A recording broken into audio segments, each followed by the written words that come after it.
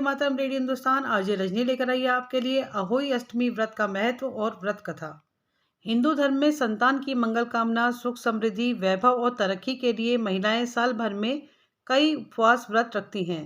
अहोई अष्टमी भी एक ऐसा व्रत है जिसमें माताएं अपनी संतान की लंबी आयु और जीवन में सफलता प्राप्ति के लिए व्रत रखती हैं। करवा चौथ के 4 दिन बाद और दीपावली से 8 दिन पूर्व अहोई अष्टमी का व्रत रखा जाता है। हिंदू पंचांग के अनुसार कार्तिक माह के कृष्ण पक्ष की अष्टमी तिथि पर अहोई अष्टमी का व्रत रखा जाता है। इसमें मां पार्वती की अहोई देवी के रूप में पूजा उपासना होती है। इस साल अहोई अष्टमी का व्रत 17 अक्टूबर को रखा जाएगा। ये व्रत के दिन सर्वार्थ सिद्धि योग का भी निर्माण हो रहा है। अहोई अष्टमी के व्रत का महत्व। कार्तिक माह में अहोई अष्टमी व्रत का विशेष महत्व होता है। अहोई अष्टमी को अहोई आठे के नाम से भी जाना जाता है। इसमें माताएं अपनी संतान की लंबी आयु और सुख समृद्धि के लिए माता पार्वती और भगवान शिव की पूजा अर्चना करती हैं। साथ ही अहोई देवी की पूजा करती हैं। इस व्रत को निर्जला रखा जाता है।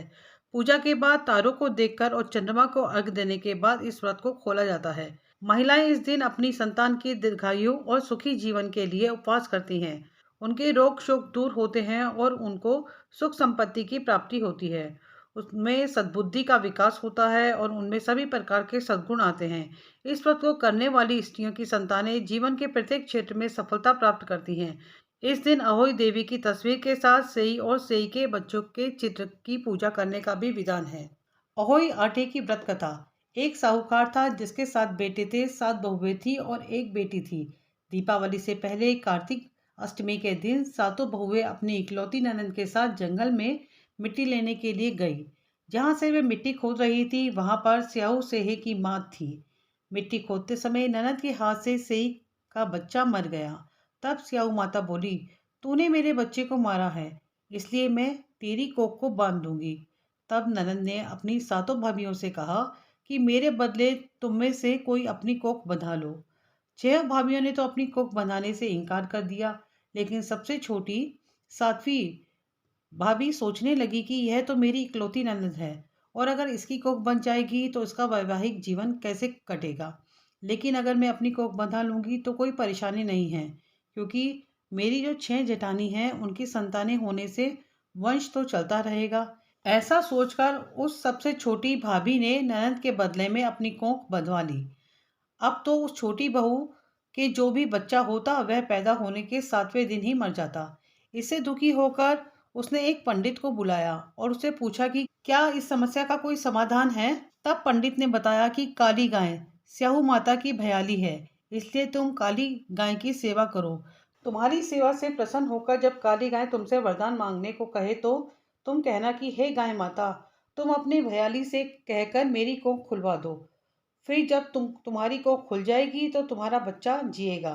तब बहू ने वैसा ही करने का निश्चय किया। इसके बाद से वह छोटी बहू प्रातःकाल ही उठकर चुपचाप गाय के नीचे की सफाई आदि कर जाती और चारा पानी रख जाती।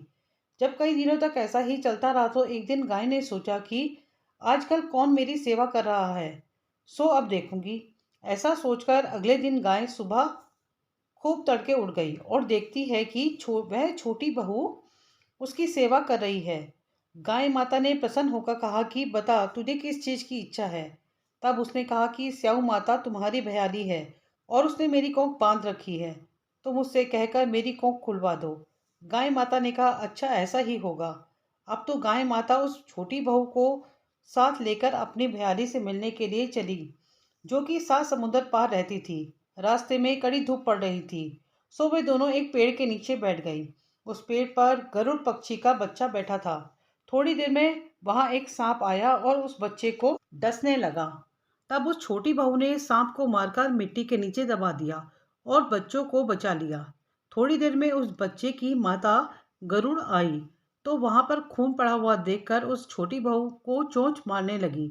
तब बहू ने कहा, मैंने तेरे बच्चे को नहीं मारा है, बल्कि एक सांप तेरे बच्चे को डसने के लिए आया था, तो मैंने उस सांप को मारकर तेरे बच्चे की रक्षा की है।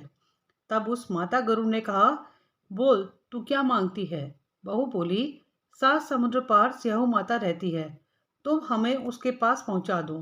तब गरुड़ माता ने उन दोनों को अपनी पीठ पर बैठा लिया और तेज गति से उड़कर उन्हें स्याऊ माता के पास पहुंचा दिया। स्याऊ माता उन्हें देखकर बोली, आओ बहन, अब तो बहुत दिनों बाद आई हो। फिर कहने लगी कि मेरे सिर में जुएं पड़ गई हैं, उन्हें निकाल दो। तब उस बहू ने सिलाई से सारी जुएं निकाल दी। इस पर स्याऊ माता प्रसन्न होकर बोली, तूने मेरे सिर में बहुत सिलाई डाली है, इसलिए तेरे 7 बेटे और बहू होंगे। तब उस छोटी बहू ने कहा कि मेरे तो एक भी बेटा नहीं है, फिर 7 बेटे कहाँ से होंगे। इस पर स्याऊ माता बोली, वचन दिया है, यदि वचन से फिरूं तो धोबी के कुंड पर कंकरी हूँ। तब बहू ने कहा, मेरी कोख तो तुम्हारे पास बंद पड़ी है। यह सुन स्याऊ माता बोली, तूने मुझे ठग लिया। वैसे तो मैं तेरी कोख नहीं खोलती, लेकिन अब खोलनी पड़ेगी। जा, तुझे अपने घर पर 7 बेटे और 7 बहुएं मिलेंगी। तेरा घर परिवार सदा सुखी रहेगा। तू घर जाकर उजमन करियो, 7 अहोई बनाकर 7 कढ़ाई करियो। इससे तेरी संतान सदा सुखी रहेगी और तरक्की करेगी। फिर वह बहू स्याऊ माता को प्रणाम करके गाय माता के साथ वापस आ गई। अपने घर पर पहुंचकर उसने देखा, उसके 7 बेटे और 7 बहुएं बैठी हुई हैं। यह देखकर वह बहुत प्रसन्न हुई और 7 अहोई बनाई। फिर 7 प्रकार की कढ़ाई करके उजमन किया। रात के समय जेठानियां कहने लगी कि जल्दी से पूजा कर लो। यदि छोटी बहू ने हमें पूजा करते हुए देख लिया तो वह अपने बच्चों को याद करके रोने लगेगी। फिर थोड़ी देर बाद उन्होंने अपने बच्चों को से कहा कि अपनी चाची के घर पर देखकर आओ कि आज वह अभी तक रोई क्यों नहीं। बच्चों ने जाकर देखा और लौटकर बताया कि चाची के घर तो खूब उजमन हो रहा है। यह सुनकर छहों जेठानियां दौड़ी दौड़ी उसके घर गई और पूछने लगी, तूने अपनी कोख कैसे छुड़ाई? तेरे इतने बेटे बहुएं कैसे हुई? तब छोटी बहू ने बताया, उस समय तुमने तो अपनी कोख बंधाई नहीं थी, सो मैंने अपनी कोख बंधवा ली थी। तब मैंने गाय माता की सेवा की और उनके कहने से स्याऊ माता ने मेरी कोख खोल दी। उनके आशीर्वाद से ही मेरे इतने बेटे बहुएं हुए हैं। हे स्याऊ माता, अपने बहू को जैसा फल दिया वैसा ही सबको देना।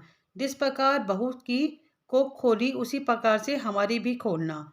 इस कथा को कहने वाले और सुनने वालों की कोख खोलना, सारे परिवार की कोख खोलना, सबकी संतान को सद्बुद्धि देना और खूब होशियार बनाना, हमारी संतान को सभी प्रकार की विद्या और धन प्रदान करना, हमारी संतान को सुख समृद्धि प्रदान करना। बोलो स्याऊ माता की जय।